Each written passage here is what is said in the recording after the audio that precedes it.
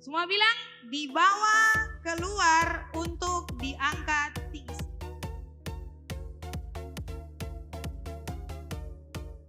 Siapa yang ingin diangkat Tuhan tinggi? Terjadi buat Anda dalam nama Tuhan Yesus. Dalam pendidikan, dalam pekerjaan, dalam usaha, dalam karir, dalam apapun Tuhan akan bawa engkau naik tinggi. Oke? Nah, generasi yang diberkati Tuhan, sebelum saya menyampaikan khotbah ini, saudara saya bertanya sama Tuhan. Dan Tuhan memberikan penglihatan-penglihatan supernatural selama 2 hari berturut-turut. Katakan 2 hari. Nah, sebagai landasan khotbah saya hari ini. Saya bilang, Tuhan, saya minta konfirmasi dari Tuhan sepanjang minggu ini. Ada orang-orang yang berbicara satu keyword, satu kata kunci tentang apa yang mau saya sampaikan hari ini. Yaitu sembunyi-sembunyi. Oke, tanda pertama. Ada satu anak muda, dia chat saya. Pastor, saya mau bilang bahwa saya sedang menyembunyikan satu dosa. Saya tidak mau ngomong karena saya takut, Pastor. Dahsyat bukan Tuhan?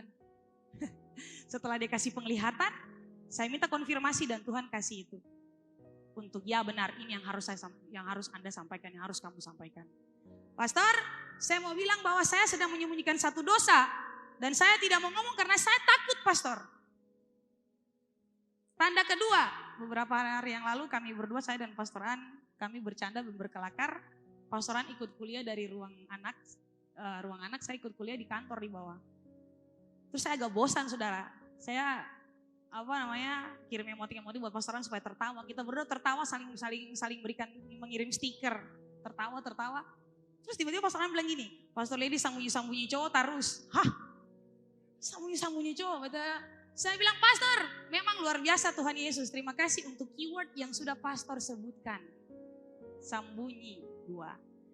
Tanda ketiga, pada waktu kami kuliah online kemarin, hari Kamis, kami praktek bernubuat. Dan salah satu istri hamba Tuhan bernubuat kepada saya. Beliau sampaikan penglihatannya kepada saya, Pastor Lady akan begini, saya melihat begini. Dan ada firman Tuhan buat Pastor Lady. Dalam Daniel 2 ayat 47. Dengar baik. Sama seperti Tuhan Allah membukakan rahasia-rahasia kepada Daniel, demikian halnya Tuhan akan singkapkan banyak rahasia untuk Pastor Lady.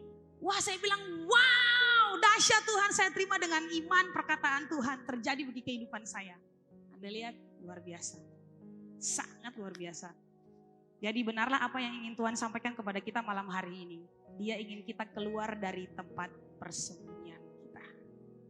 Katakan tempat tersembunyi makin mengecil. Oke, generasi yang Tuhan Yesus kasihi, semua kita punya rahasia yang tidak mau diketahui oleh orang lain.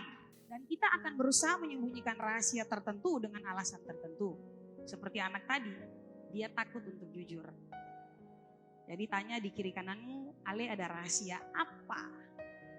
Jadi namanya saja rahasia. Jadi pasti tersembunyi. Oke? Nah, ada orang yang menyembunyikan status WhatsApp dari pacar. Ada. Jadi ada orang yang menyembunyikan status WhatsApp dari dia punya pacar dan teman-teman pacarnya. Tidak boleh tahu bahwa saya sedang keluar dengan si A, dengan si B, dengan si C. Ada juga yang menyembunyikan status WhatsApp dari orang tuanya atau pemimpin rohani di gereja. Banyak. Kita lahir kamu orang. Jangan pura-pura. Karena alasan-alasan tertentu mungkin saya tidak tahu.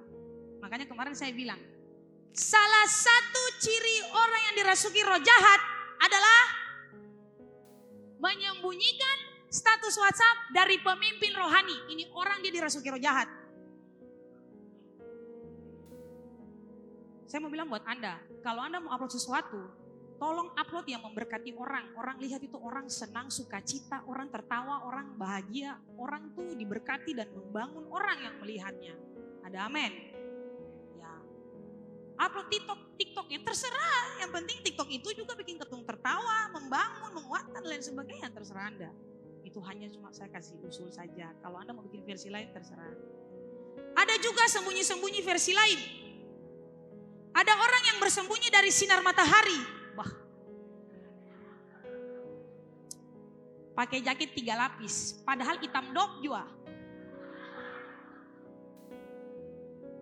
Saya nggak ada guna kata ini pakai jaket di Indonesia bagian timur ini. Matahari 22. Ada orang yang menyembunyikan kekurangan pada bagian tubuhnya. Jadi tidak ada di sini yang tidak menyembunyikan sesuatu. Hampir semua kita menyembunyikan sesuatu.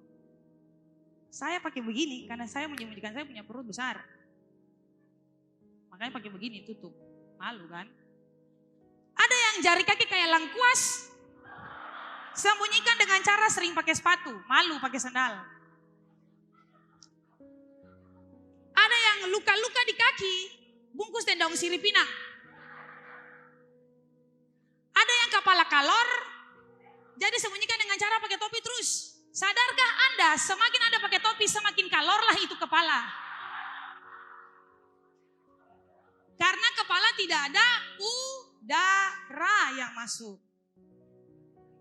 Panas itu somehow baik loh, matahari itu somehow baik. Nah kalau berlebihan arang, salah juga. Ada yang alis cuma sepanggal. Jadi sembunyikan dengan cara manipulasi. Ketemu kan terbuka saja. Banyak di sini wanita yang garis sana, garis sini, coret sana, coret sini. Ada yang mau bikin apa-apa, kode dengan mulu dulu di mata sepanjang pemimpin lihat.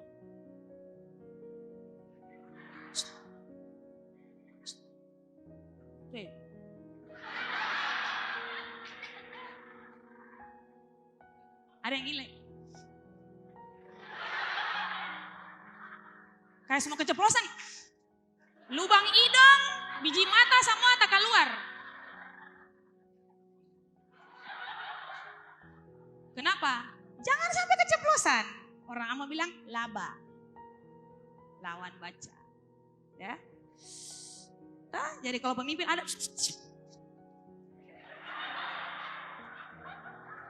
itu kalau pemimpin ada nanti baru situ lancang situ.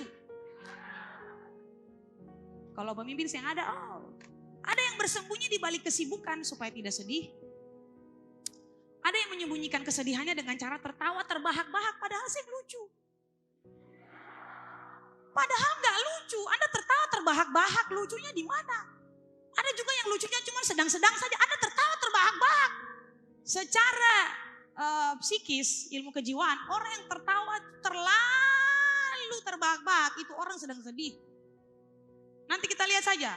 Kalau yang lain tertawa ala kadarnya, ini lebay, ini usia ini stres. Ada yang menyembunyikan kebenciannya dengan cara menyindir kiri kanan muka belakang di sosmed. Menyembunyikan kebenciannya terhadap orang. Akhirnya semua orang harus tahu bahwa dia sedang benci orang. Ada yang menyembunyikan dia punya kebencian dengan cara begitu. Sengaja di depan orang.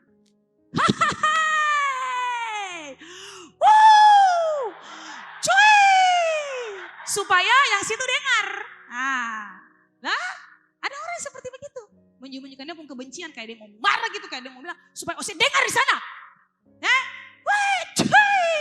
Hebo.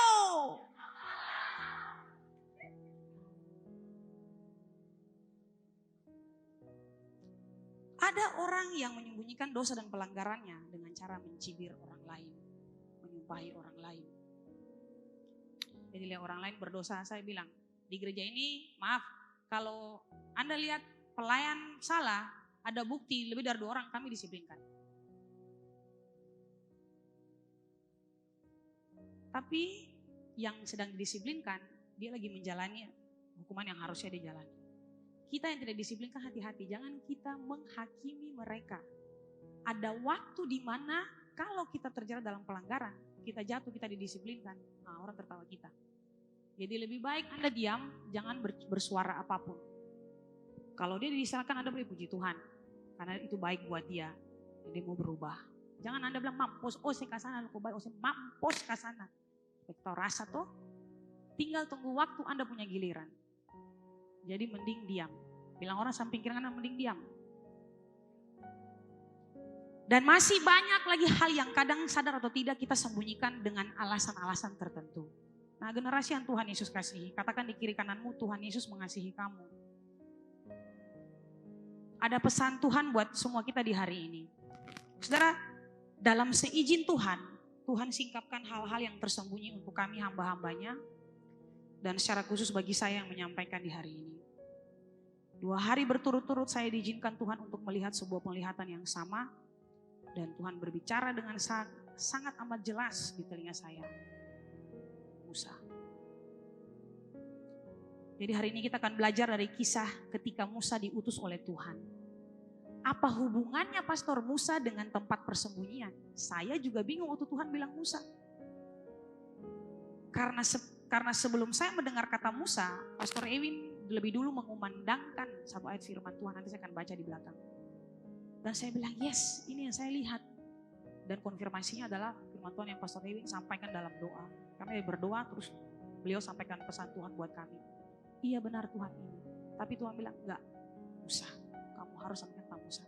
Hubungannya di mana Musa dengan tempat persembunyian? Apa yang Musa sembunyikan? Saya akhirnya menggali saudara. Karena Tuhan suruh jadi saya harus sampaikan soal Musa. Katakan Musa.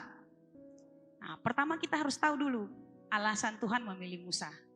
Kemarin-kemarin kami sudah jelaskan buat Anda, Musa sudah dipilih dan ditetapkan oleh Tuhan untuk menjadi salah satu pahlawan Tuhan sejak dalam kandungan ibunya, sama seperti saya dan Anda. Jadi katakan buat orang kiri kanan, Anda sudah dipilih sejak dalam kandungan. Yang percaya katakan amin. Bahkan akan ada di gereja ini pun Tuhan sudah tentukan loh, dari Anda masih dalam kandungan. Kamu akan ada di GKRI untuk dibina, diarahkan, kamu akan jadi orang berhasil. Wow, luar biasa. Tapi ternyata dalam Keluaran pasal 2-4 kita melihat seorang Musa yang ketika dipilih dan ditetapkan oleh Tuhan, dia melakukan tawar-menawar dengan Tuhan. Dia menghindar dari dia punya panggilan. Dia beralibi dan berusaha meyakinkan Tuhan bahwa Tuhan bukan saya orang yang tepat untuk Tuhan pilih.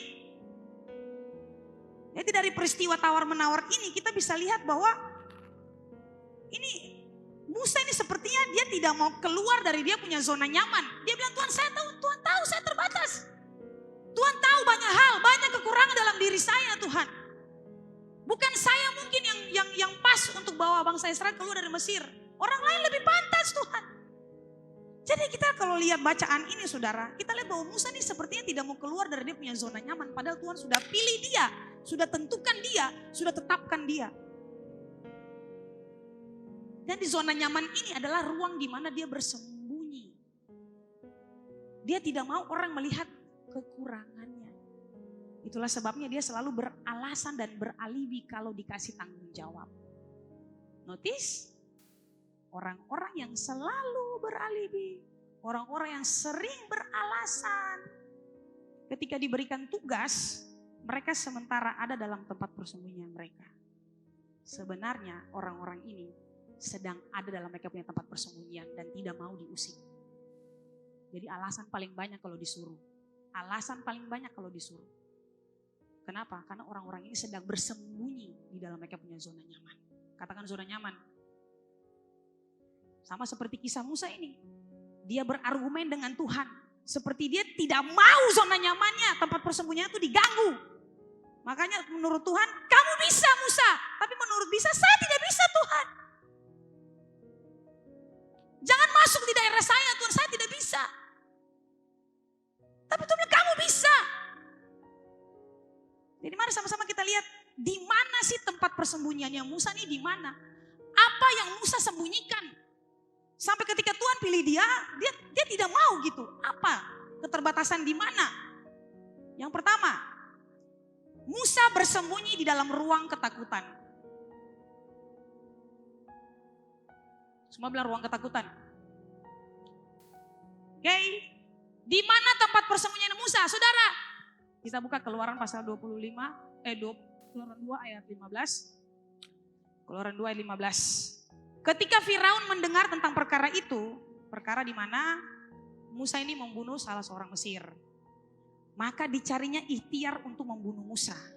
Tetapi Musa melarikan diri, semua bilang melarikan diri, dari hadapan Firaun dan tiba di tanah Midian. Lalu ia duduk-duduk di tepi sebuah sumur.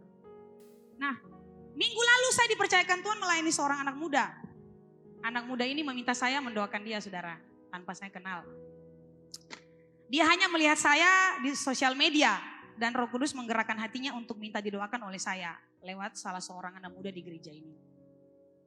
Jadi puji Tuhan, sebelum saya doakan, saya pelayanan konseling dengan dia, saya dengarkan dia sharing. Semua bilang sharing? Saya dengarkan dia sharing. Lalu kemudian saya menyimpulkan, wah ini masalahnya ini memang ada banyak. Tapi salah satu masalah yang paling digandrungi oleh anak-anak muda adalah masalah pacaran. Setelah pacaran 5 tahun, cowoknya mulai selingkuh tipis-tipis. STT tuh. Dan puncaknya dia meninggalkan gadis ini. Saudara, yang bikin saya amazing adalah ini kejadian 9 tahun lalu. Hangok. Ini kejadian 9 tahun lalu, katakan 9 tahun lalu. Pacaran 5 tahun, lalu selesai. Itu 9 tahun lalu, berarti dia terluka selama 4 tahun. Bahkan sampai dia sharing dengan saya, dia bercucuran air mata. Kayak Pastor Ewin bilang, kalau orang cerita sesuatu masih, berarti dia masih terluka. Saudara, akibatnya adalah dia takut untuk membuka hati lagi bagi cinta.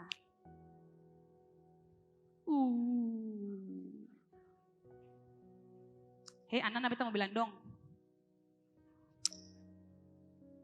Pacaran 5 tahun, bawa ke rumah, sing jadi menikah. Itu ibarat peletakan batu pertama. Tepuk tangan dulu buat Tuhan Yesus.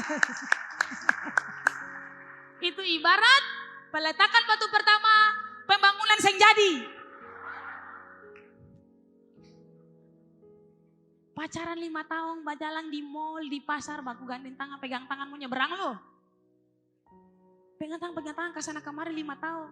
Coba deh, yang perempuan sekali-sekali jangan pegang tangan mulu, pegang ATM cowoknya. Pegang dompet cowoknya. Ya enggak? Ya, pegang tangan, tarada kepeng, buang ose. Maksudnya sekali-sekali, nanti kawin baru pegang ATM. Kayak pastor, kakak C yang pegang untuk ATM. Yang memancang. Saudara, peristiwa gadis ini mengantar kita kepada satu kata kunci, trauma. Semua bilang trauma. Saya bilang jangan deh, kamu tidak boleh trauma terhadap cinta. Tidak boleh. Buka hatimu untuk lelaki yang memang jodoh dari Tuhan. Tapi bagaimana caranya saya tahu cowok itu dari Tuhan buat saya, pastor? Nah ini. Caranya adalah stay tune on Levi's Youth Ministry. Nanti Tuhan akan kasih tahu rahasia-rahasianya lewat hamba Tuhan. Atau ada di sini jodohnya. Amin. Ya, makin kecil suaranya. Ya, jadi generasi yang diberkati Tuhan, Musa adalah seorang penakut, katakan penakut. Setelah dia membunuh salah seorang Mesir, dia kemudian lari dari hadapan Firaun, membunuh dia, saudara. Jadi dia masuk dalam ruang ketakutan. Makanya waktu Tuhan bilang ketemu dengan Firaun, dia bilang, Tuhan masa beta Tuhan, yang betul saja. Karena dia tahu Firaun mau bunuh dia, tidak mungkin dia ketemu dengan Firaun.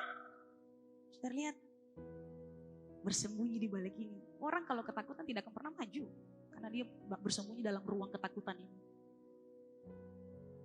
Ada orang-orang seperti ini. Mereka menyembunyikan diri dalam ruang ketakutan. Bikin ini takut salah, bikin itu takut salah, bikin begini takut gagal. Takut memulai lagi dari awal karena trauma. Dengar baik anak muda yang Tuhan Yesus kasihi. Banyak orang bersembunyi dalam ruang trauma. Jadi trauma itu karena kejadian masa lalu ya. Seperti mungkin saya pernah kecelakaan mobil waktu saya belajar bawa mobil. Puji Tuhan sudah lancar, tiba-tiba saya tabrak tiang listrik besar begini.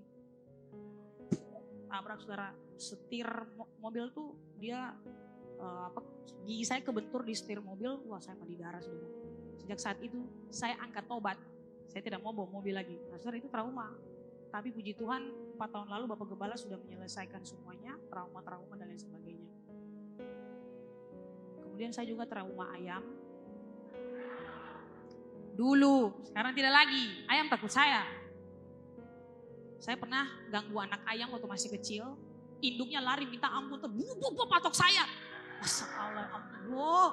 Saya berjalan bertahun-tahun lamanya saudara, saya takut ayam sungguh mati. Saudara, saya jujur nih, saya sedang mengajar. Saya jalan ayam di sini, saya bisa begini, saya berhenti. Sungguh mati, saya berhenti. Dia jalan dulu. Berjalan dulu, jangan. Saya akan stop, saudara. Puji Tuhan, karena kasih karunia Tuhan, saya dilepaskan dari rasa trauma itu. Sekarang saya bebas dari rasa takut trauma ayam, tidak ada lagi. Ayam takut saya sekarang, di Tuhan. Oke, trauma ayam, trauma cicak, trauma pacaran, trauma berkendara dan lain sebagainya. Tapi ada juga yang bersembunyi di dalam ruang fobia. Fobia itu takut yang berlebihan. Ini sudah tingkatnya sudah akut. Contoh, fobia ketinggian. Dia tidak berani naik tempat-tempat tinggi. Anda fobia ketinggian, jangan mimpi Anda punya rumah 5 lantai. Atap cuma 2,5 meter saja. Tinggi bangunan cuma 2,5 meter lah langsung plafon. Ada orang fobia gelap, begitu tidur, apalagi kalau tidur rame-rame. Kasih punya lampu aja barang. Kita takut, kita bisa tidur. Aduh kasihan aja. Ada orang fobia gelap. Saya bisa kasih mati lampu. Anda yang saya ada bilang ini, saya sedang sebut ini, Anda dari tadi saya bicara, itu saya, sebentar Anda harus dilepaskan. Banyak orang di sini bebas dari trauma-trauma dan ketakutan-ketakutan seperti begini, takut ngomong punya. Menghalangi Anda untuk tidak bisa menikmati berkat Tuhan. Kita hidup dalam cahaya, bukan dalam kegelapan. Ngapain Anda takut gelap? Ada orang fobia terbang, bukan terbang ke ayam. Ada orang fobia terbang, ini bukan terbang ayam ya. Dengan pesawat terbang. Ada orang fobia terbang. Asa ketemu berdua, luar negeri. Amin. Luar negeri kole-kole.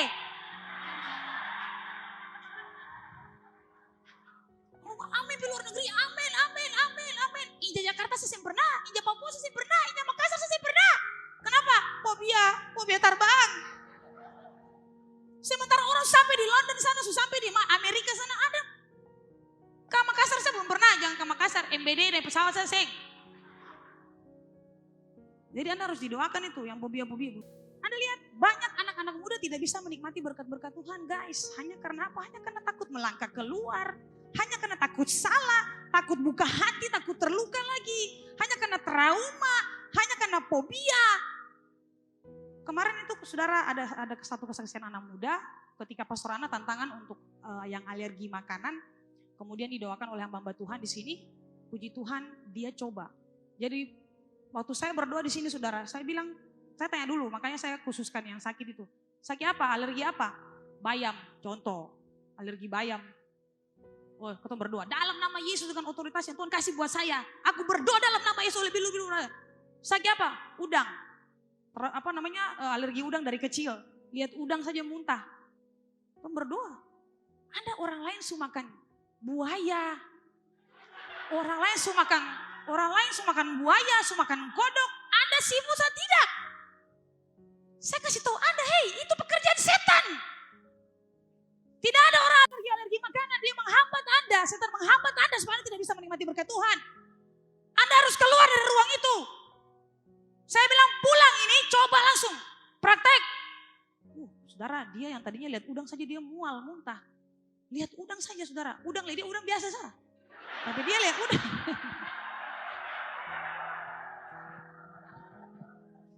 Apa tadi? Dia lihat udang sih muntah gitu. Saudara lihat.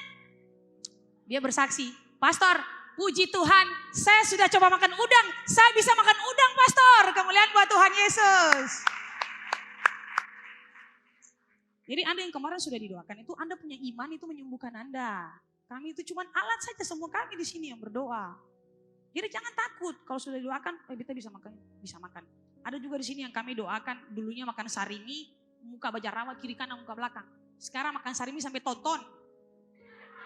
Bukan yang jerawat lagi. Oke, bilang sama samping kiri kanan, Tuhan Yesus itu baik. Saya mau bilang buat Anda malam hari ini, guys, Anda yang ada dalam ruang ketakutan, apa saja. Takut gagal, takut buka hati lagi, takut terluka lagi. Keluar dari tempat itu. Kapan engkau mau keluar dan memutuskan untuk melihat matahari, bulan dan bintang di langit? Kalau Anda tidak pernah keluar dari tempat persembunyianmu, bagaimana Anda bisa melihat banyak hal? Sama seperti Abraham kan. Abraham keluar dari tenda tuh. Keluar dari tenda itu. Aku akan memberkati engkau, memberkati keturunanmu seperti pasir dan seperti bintang. Kalau ampi Abraham cuma dalam tenda, oh iya Tuhan, iya Tuhan. Tidak ada gambaran, tapi Tuhan bilang keluar dari situ. Lihat bintang. Baru dia keluar dari tenda, baru lihat, oh iya Tuhan, yes, anak saya kan seperti ini Tuhan. Dia keluar dari tendanya, baru dia bisa melihat, oh iya anak saya seperti pasir ini di padang gurun ini Tuhan. Oh iya, ketika dia keluar dari tenda itu. Kalau Anda tidak keluar dari tempat persembunyian Anda, bagaimana Anda bisa melihat karya Allah yang ajaib bagi Anda akan terjadi.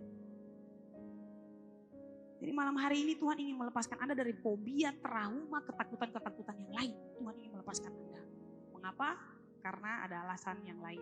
Nanti saya akan bahas terakhir. Yang kedua, Musa bersembunyi dalam ruang self-pity. Katakan self-pity. Atau mengasihani diri sendiri. Ada yang seperti begini? Kita baca Keluaran pasal 3 ayat 10 dulu. Perhatikan baik-baik. Tetapi Musa berkata kepada Allah, siapakah aku ini? Maka aku akan menghadapi Firaun dan membawa orang Israel keluar dari Mesir.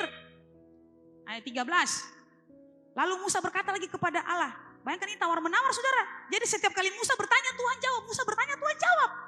Musa tanya, tapi apabila aku mendapatkan orang Israel dan berkata kepada mereka bahwa Allah nenek moyangmu telah mengutus aku kepadamu. Lalu kalau mereka bertanya kepadaku, bagaimana tentang namanya?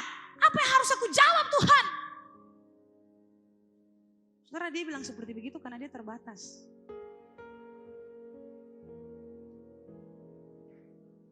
Saya pernah ada dalam masa-masa sulit saudara. Semua kita pernah ada dalam masa-masa sulit. Saya pernah ada dalam masa-masa sulit. Saya gak kasih contoh orang lain. Saya kasih contoh saya punya hidup sendiri.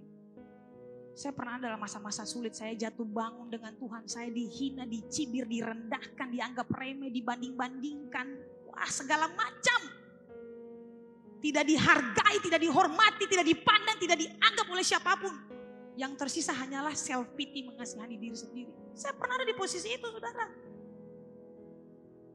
Oh iya memang kamu tidak berguna lady. Kamu bisa apa? Kamu mana bisa dipakai Tuhan? Kamu mana bisa naik di mimbar ini? Tidak akan bisa. Kamu mana bisa bikin begini, bikin begitu. Tidak ada orang yang suka dan peduli dengan kamu. Dan masih banyak lagi perkataan iblis yang membuat saya pernah sempat ada niat ingin mengakhiri hidup saya. Tapi syukur buat Tuhan Yesus yang sudah mengangkat saya dan melepaskan saya dan membawa saya keluar dari ruang self-pity itu. Kalau sekarang saudara saya masih bisa berdiri itu karena saya memutuskan untuk Tuhan, saya mau keluar dari ruang itu. Saya mau keluar dari ruang self-pity itu. Ruang mengasihani diri sendiri seolah-olah tidak ada orang lagi yang peduli dengan saya. Padahal itu gak benar. Terus saya lihat Musa dibesarkan di dalam istana Firaun. Itu artinya dia terpelajar. Dia dibesarkan di istana Firaun itu artinya dia punya etika dan sopan santun. Tapi mengapa dia malah merasa sangat rendah? Dia takut untuk ketemu dengan Firaun. Mau ngomong saja dia merasa bukan dia. Dia tidak pede untuk ngomong dengan Firaun. Padahal dia bertumbuh di istana Firaun. Saudara tahu, sekalipun dia terpelajar, tapi dia punya kelemahan. Secantik-cantiknya perempuan, dia punya kekurangan juga. Seganteng-gantengnya laki-laki, dia punya kekurangan juga. Tidak ada orang sempurna di muka bumi ini. Musa pun sekalipun dia terpelajar, dia tahu etika sopan santun karena dia bertumbuh di istana Firaun. Tapi untuk ketemu dia merasa Tuhan saya tidak mampu. Anda lihat, secara sadar maupun tanpa sadar banyak di antara Anda mungkin sekarang sedang ada dalam ruang ini. Makanya tidak heran hidup Anda tidak ada perubahan. Karena Anda masih ada dalam ruang itu dan belum keluar dari situ. Oh iya pastor, papa saya petani, mana mungkin saya bisa jadi pejabat. Karena Anda ada dalam ruang itu. Anda mengasihani diri Anda bahwa iya papa saya petani, saya akan jadi petani juga. Orang tua saya hanya seorang buruh cuci, mana mungkin saya bisa menjadi pengusaha kaya raya. Oh iya Tuhan, saya dari kampung Tuhan, mana mungkin saya bersaing nilai dengan teman-teman saya dari kota, wajarlah mereka lebih bisa dari itu. Tidak benar. Ya hal-hal inilah yang dinamakan self-pity, mengasihani diri sendiri.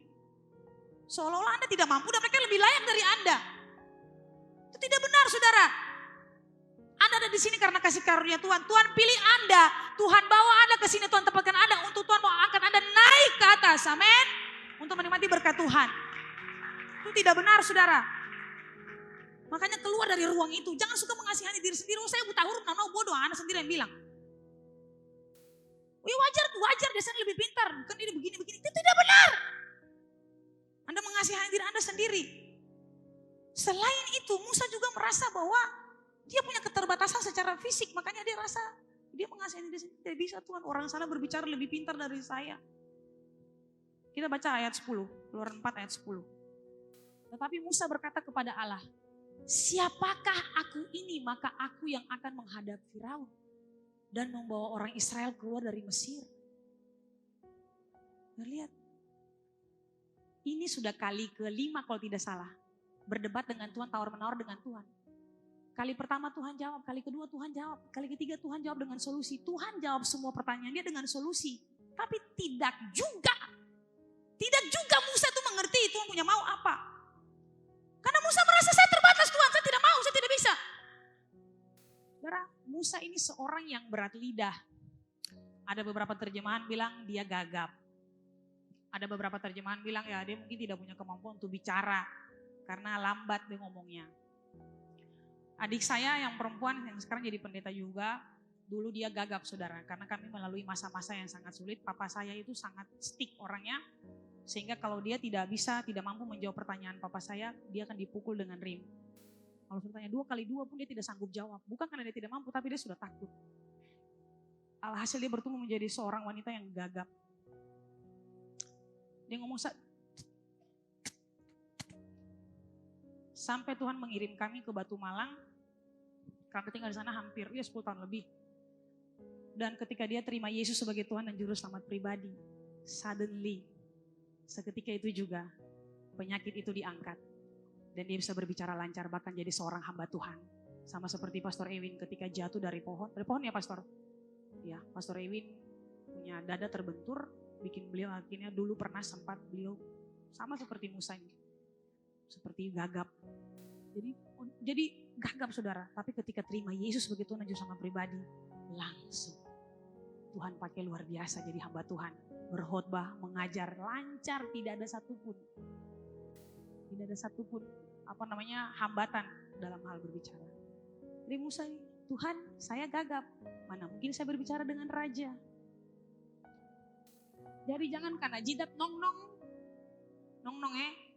gigi nong-nong, jidat nong-nong, lalu sing pede, dia saja boleh. Jangan, Anda tuh bernilai, Anda berharga, Anda tuh spesial di mata Tuhan, amin. Tadi Vian bilang, Anda spesial, itu firman Tuhan. Jadi kalau tanya pasangan, apa yang spesial dari dia sampai saya cinta dia gitu kan. Beta cinta dia, beta suka dia karena ya dia cantik, itu bukan cinta. Cinta itu tidak ada alasan. Jadi kalau misalnya Anda ditanya, si barang mau apa sih, mau pacaran dengan dia? Ya dia baik. Itu bukan cinta. Cinta itu tidak ada alasan. Jadi hati-hati. Kalau baik itu tiba-tiba dia pun terbaik keluar, langsung putus. Ya kan? Apa sih yang spesial tentang dia? Gak ada yang spesial tentang dia. Lalu kenapa kamu cinta dia? Ya gak ada yang spesial tentang dia sih. Cuman hari-hariku gak spesial kalau gak ada dia. Ya. Kamu kalau begitu kamu nomor 1. Ini firman Tuhan lupa. Kita semua spesial. Katakan sampai pinggir kanan, kamu spesial.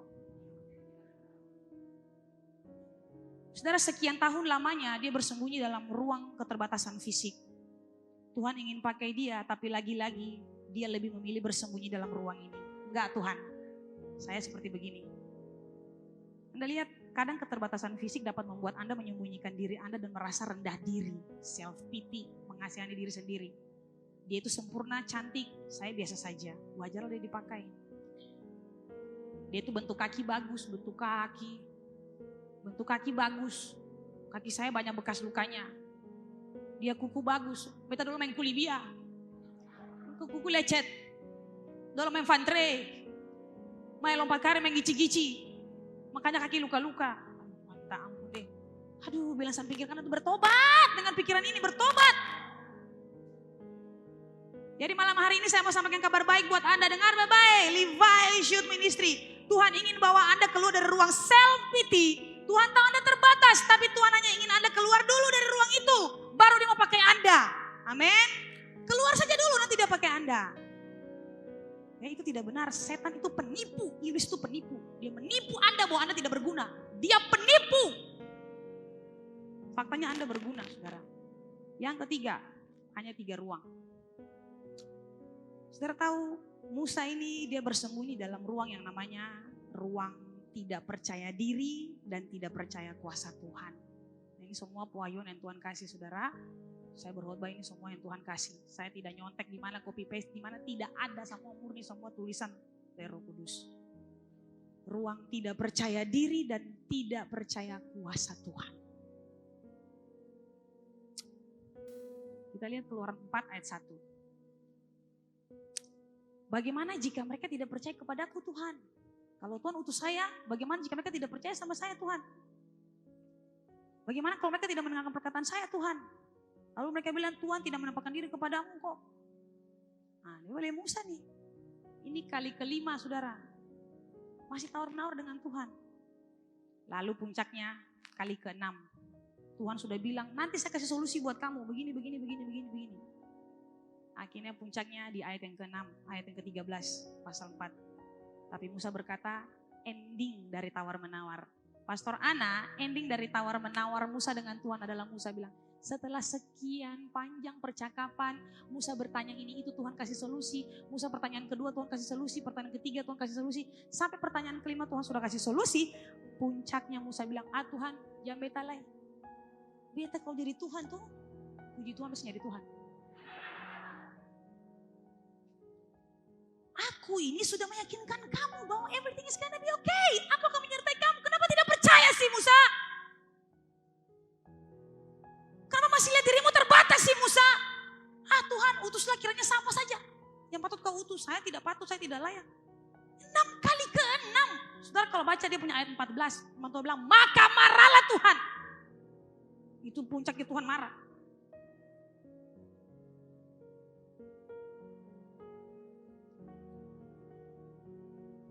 Notice. Pertanyaan saya, semarah-marahnya Tuhan, apakah Tuhan menyerah dengan Musa? Tidak. Mengapa? Karena untuk setiap keterbatasan manusia, Tuhan sudah siapkan jalan keluar baginya. Katakan amin. Yes.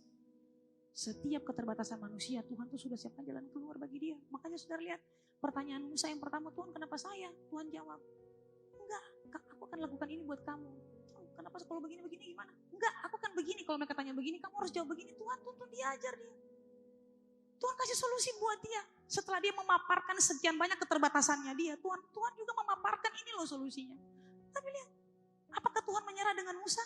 Tidak juga Tuhan menyerah. Untuk setiap ini wahyu yang Tuhan kasih. Untuk setiap keterbatasan manusia, Tuhan itu sudah siapkan jalan keluar baginya. Jadi Anda harus percaya bahwa keterbatasan Anda itu Tuhan sudah siapkan, dia punya jalan keluar. Anda terbatas, Tuhan tahu. Tuhan menciptakan kita tidak sempurna supaya kita tahu tidak ada yang perlu kita sombongkan dari kita punya hidup. Makanya kita diciptakan Tuhan sempurna, artinya secara sempurna, tidak ada yang cacat. Ada ginjal, apa semua lengkap semua. Tapi kita juga ada kekurangan-kekurangan supaya kita jangan menyombongkan diri, membanggakan diri. Kemarin ada satu anak muda sharing buat saya, Pastor, saya sudah habiskan ratusan juta untuk perempuan. Saya uang banyak, tapi saya tidak bahagia. Itu bukan yang saya cari. Pada akhirnya itu bukan yang saya cari, Pastor.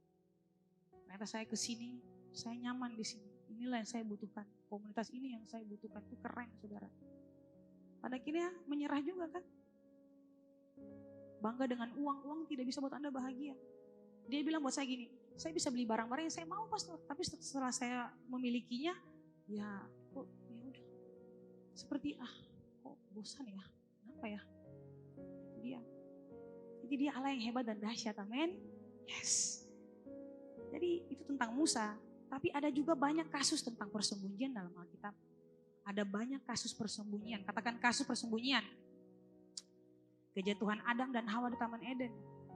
Ketika mereka mendengar langkah kaki Tuhan berjalan di taman, mereka bersembunyi karena mereka sudah melanggar apa yang namanya perintah Tuhan. Mengapa? Mereka takut kepada Tuhan Allah. Orang kalau jatuh dalam dosa, mereka berpikir mereka bisa menyembunyikan dosanya daripada Tuhan Allah. Orang kalau jatuh dalam dosa, mereka pikir mereka bisa bersembunyi. Tuhan Allah itu yang menguasai itu taman. Mata Tuhan tertuju kemana saja, jiku marasa mana dunia sah. Ya Tuhan berjalan. Lu mau sembunyi di mana? Halo. Sama seperti Esau, seperti Kain dan Habel kan. Setelah bunuh Habel, Kain merasa Kain bisa lari dari hadapan Tuhan. Tuhan bilang, mau lari ke mana? Kita seperti semut saudara. Balik. Mau lari kemana? Makanya yang onani, berbuat cabul di kamar, nonton hal-hal porno di kamar, bergosip di kamar, membicarakan keburukan-keburukan orang lain di kamar, keburukan pemimpin mungkin. Dan mereka pikir mereka bisa bersembunyi dari Tuhan. Hati-hati para pelayan, para penginjil. Dosa dan pelanggaranmu akan membuat apimu redup dan tidak lagi berkobar.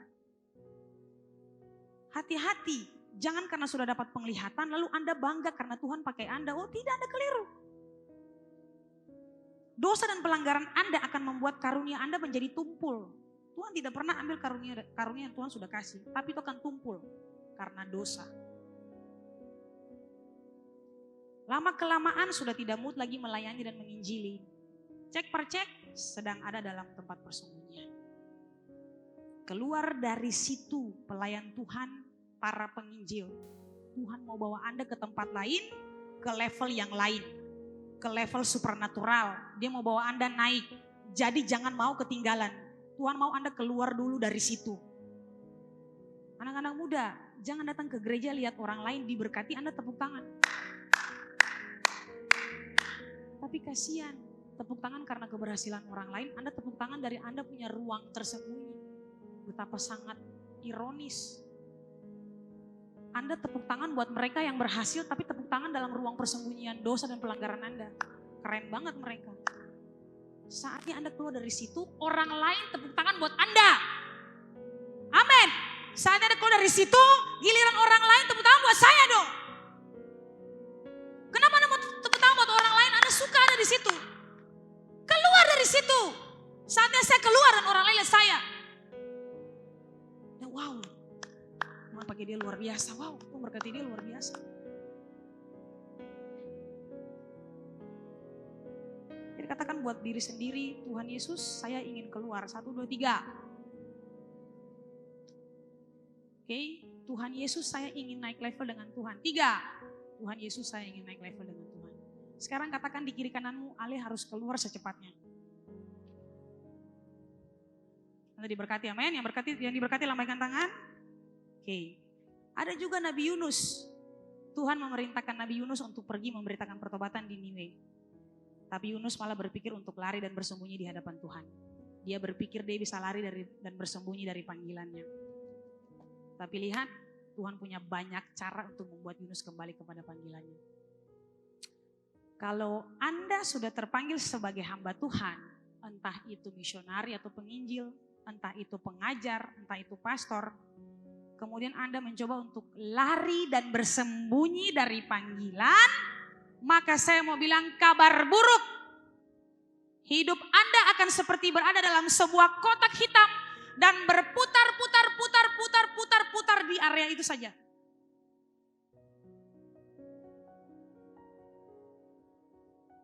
Ya, saya sekarang sedang berbicara kepada Anda yang sedang dalam hati berkata, Tuhan itu betul itu beta. Saya sedang berbicara buat Anda. Yang dalam hati nih, Tuhan itu beta kebuka. Karena saya mengalaminya. Saya hanya berputar-putar dalam siklus di mana, waduh, saya jadi hamba Tuhan. Di sini Tuhan tutup jalan. Sini Tuhan tutup. Sini Tuhan tutup. Sini Tuhan tutup. Tuhan bilang, naik. Beta pilih. Kamu aku pilih untuk sebagai hambaku. Tidak bisa kemana-mana. Yunus berpikir bisa lari, nggak bisa. Berapapun usia Anda, Tuhan akan kejar Anda. Biar sampai Anda, ya Tuhan, pada akhirnya umur 40 baru saya putuskan bahwa iya, saya ada panggilan. Iya Bapak, kaki sebelah di kuburan, baru melayani Tuhan. Terlambat. Ada lagunya tuh. Terlambat sudah. Nah, jadi untuk mengakhiri khotbah saya akan menyampaikan apa yang Tuhan sikapkan untuk saya. Saudara, Tuhan sangat mengasihi Anda, anak-anak muda. Bilang buat orang depan dan belakang, Tuhan mengasihi Ale. Yes. Saya minta Nathan ke depan. Saudara, ketika saya masuk dalam ruang doa saya bangun mesbah pujian penyembahan pengagungan kepada Tuhan. Tuhan izinkan saya melihat sebuah bukit batu. Katakan bukit batu. Anda berjalan dalam cerita saya ya, bukit batu. Dan di bukit itu ada 2 lubang. Jadi bukit batu saudara. Dan di bukit itu ada 2 lubang. Saya bilang Roh Kudus lebih jelas lagi. Dan ya, ternyata lubang itu adalah gua. Semua bilang gua. Ya. Dan kalau kita berbicara tentang gua, dalam Alkitab berarti kita berbicara tentang tempat persembunyian atau tempat pelarian. Jadi saudara, saya melihat ini gua seperti di sini saudara, 2 buah gua di sini bukit batu ya. Seperti gambar judul tadi yang saya kasih lihat gambar judul tadi itu tebing. Kemudian ini tebing. Jadi 2 gua di sini dan ini tebing yang sangat tinggi saudara. Saya lihat tebing itu minta ampun ratusan meter. Ratusan meter saudara, tingginya menjulang ke atas dan cuma lurus begini saja seperti tebing yang tadi di judul tadi. Mungkin bisa lihat tampilkan judulnya tapi gak usah pakai lagunya. Saya lihat tebing saudara tinggi sekali dan ada 2 gua di sini. Satu persatu orang keluar dari gua itu. Dalam penglihatan saya melihat satu persatu orang keluar dari gua itu. Dan tepat di samping gua itu ada sebuah tebing yang menjulang sangat amat tinggi seperti ratusan meter saudara. Dan hanya lurus begitu saja. Seperti ini, lurus begini saja saudara. Kita lihat manusia kecil sekali di atas tuh.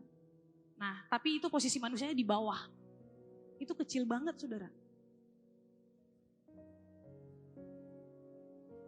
Dan tiba-tiba sambil berbahasa roh Tuhan berkata-kata di bibir mulut saya. Saya berbahasa roh, tiba-tiba Tuhan bilang di bibir mulut saya. Aku akan menarik mereka naik ke atas tebing ini dengan cepat. Tidak boleh berlambat-lambat. Saya lihat Tuhan di atas tebing ini saudara. Lalu kita seperti semut di bawah. Tuhan di atas tebing itu. Dan Tuhan katakan, aku mau menarik mereka ke atas. Aku akan menarik mereka naik ke atas tebing ini dengan cepat. Tidak boleh berlambat-lambat. Mata saya hanya tertuju kepada tebing itu saudara. Saya lihat tebing, oh Tuhan luar biasa banget tebing ini. Tapi Tuhan arahkan mata saya untuk melihat gua ini saudara. Kamu lihat itu gua.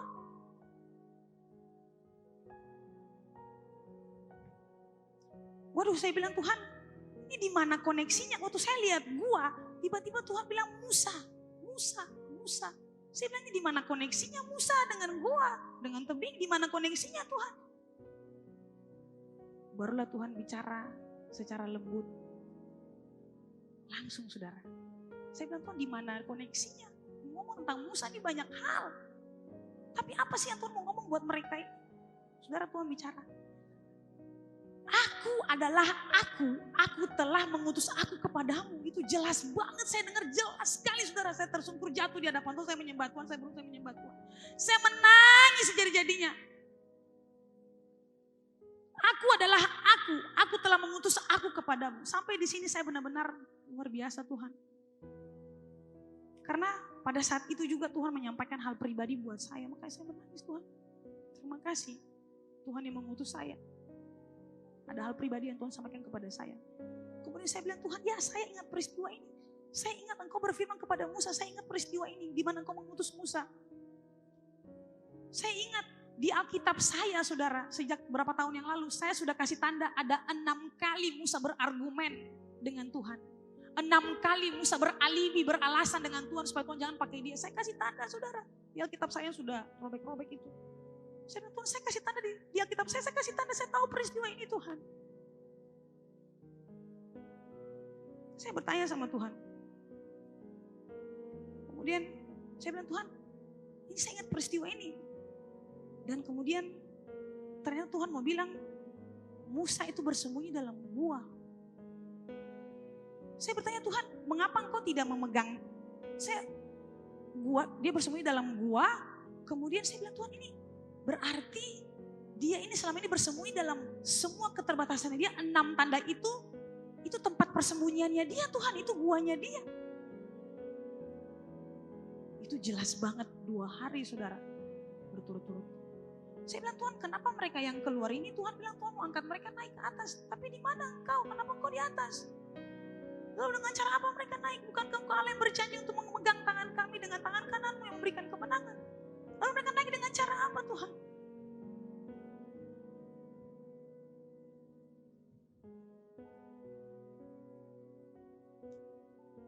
Singkat cerita, setelah doa di hari pertama, saya buka Keluaran pasal 1-4 dan saya baca. Yes. Sampai di ayat yang ke-17 kalau tidak salah, Tuhan memberikan Musa sebuah tongkat untuk membuat tanda-tanda mujizat. Saya bilang, Tuhan, di akhir pasal ini Tuhan kasih Musa tongkat. Semua bilang tongkat. Tuhan kasih dia tongkat untuk membuat tanda-tanda mujizat. Hubungannya di mana Tuhan? Kasih saya bicara jelas tongkat. Lalu apa yang mereka punya? Musa punya tongkat, mereka punya apa untuk naik setinggi itu?